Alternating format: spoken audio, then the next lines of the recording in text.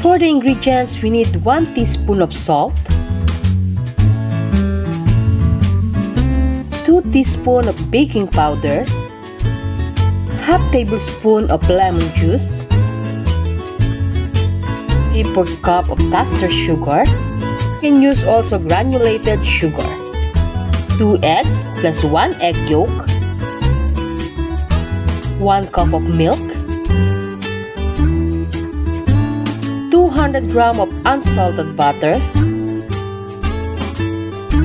2 1/4 cup of all-purpose flour,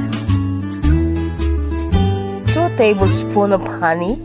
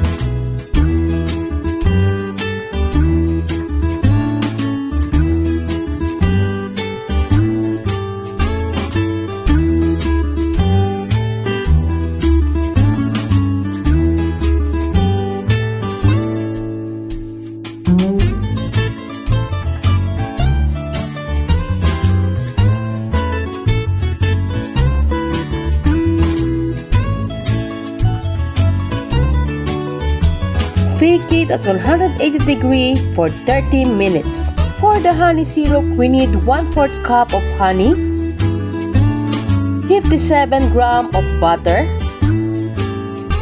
1 cup of castor sugar. You can also use brown sugar.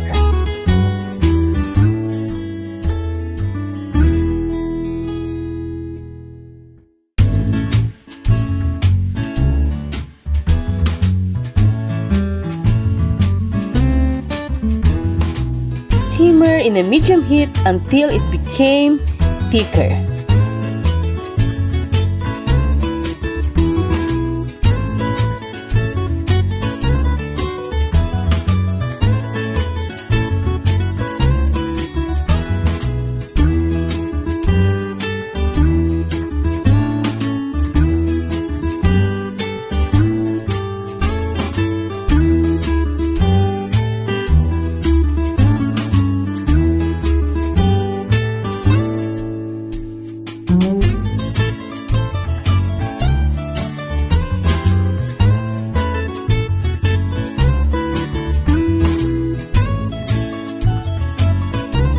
We also need 1 cup of almonds. We need to toast it.